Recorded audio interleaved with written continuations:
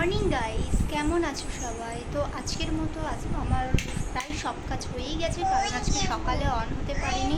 কাকুর সৌম্যর বেরোনোর তাড়া ছিল, তো সেই জন্য রান্নাটা আগে কমপ্লিট করেছি। দেন এখন হয়েছি অন হতে হতে তো প্রায় 12:30 বেজেই গেল। তো মাম্মা একটা গুড মর্নিং বলে দাও। Good morning. তো চলো বাকি কাজগুলো কমপ্লিট করি। তো স্নান আছে, মাম্মামের স্নান পুজো আছে, এগুলো কমপ্লিট সব কাজ কমপ্লিট করে স্নান করে মাম্মামকে স্নান করিয়ে আমিও লাঞ্চ করে রুমে এসেছি। তো আজকে আমাদের ইলিশ ভাপা, ইলিশ মাছ ভাজা, ইলিশের তেল ভাজা ছিল, আর ভাত আর পটলের তেল পটল, তো এইগুলোই রান্না হয়েছে।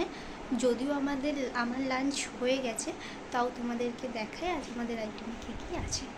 ওয়েট, এই হয়েছে রান্না। এখানে আছে ইলিশ মাছ ভাজা আর সেদ্ধ আলুটা আছে, এটা মাম্মামের জন্য করা হয়েছিল। এটা তেল পটল, এটা মাছের যে ইলিশ মাছটা হয়েছে তার তেল, আর এই হলো সেই ইলিশ ভাপা।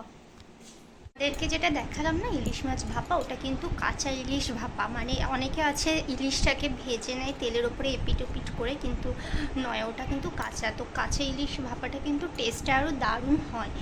আমি এখানে আসার আগে কখনো কাঁচা ইলিশের কোনো রেসিপি খাইনি, মানে কোনো মাছই কাঁচা অবস্থাতে ঝাল আমি কখনোই খাইনি। একটু তেলের ওপরে এপিট ওপিট করে ভেজে নিই হতো, কারণ আমার বাড়িতে বাপি সাধারণত কাঁচা মাছের কোনো ঝাল পছন্দ করতো না, আর খেতেও না। তো ইলিশ মাছেরও নয়, টেস্ট হোক আর যাই হোক, তো সেটা অলরেডি তেলের ওপরে এপিট ওপিট করে ভেজে তারপরে ঝাল করতে হতো। তো একবার না আমি ট্রাই করেছিলাম, মানে ফার্স্ট যখন লকডাউন চলছিল তখন, তো সেই সময় না একবার ট্রাই করেছিলাম যে কাঁচা ইলিশের ঝাল করব।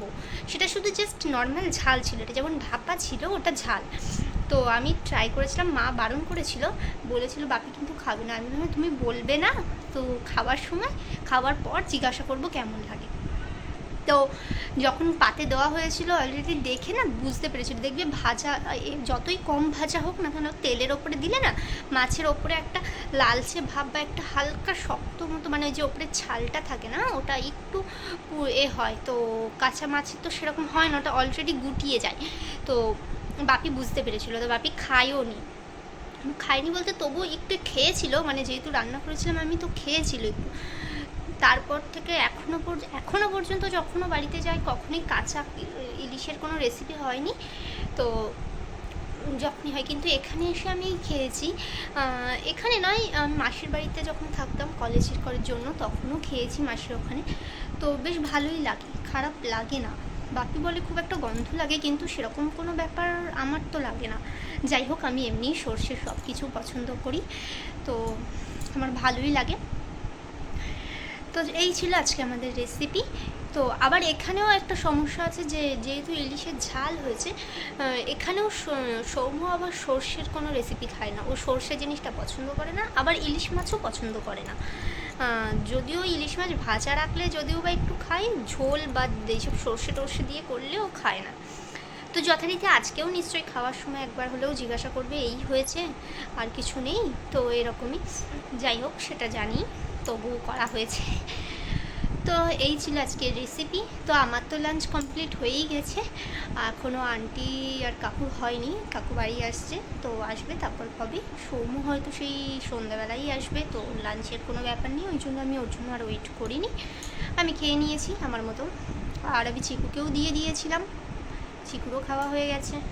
তো চলো এখনকার মতো এই পর্যন্তই, দেখা হবে আবার পরে। তো অলরেডি রাতের ডিনার কমপ্লিটও হয়ে গেছে, আর মাম্মামও ঘুমাতে চলে গেছে। তো এবার সবাই ঘুমাতেই যাবে, তো আমিও ঘুমাতেই যাব। তো আজকের মতো ব্লগ এই পর্যন্তই, দেখা হবে কাল একটা নিউ ব্লগে। তো আমার ব্লগ যদি তোমাদের ভালো লাগে তাহলে তো জানোই কী করতে হবে, একটা লাইক শেয়ার করে দেবে, আর তার সাথে সাথে কমেন্ট, তো সাবস্ক্রাইব করো অবশ্যই। তো চলো দেখা হবে কাল একটা নতুন ব্লগে নতুন দিনের সাথে। Good night.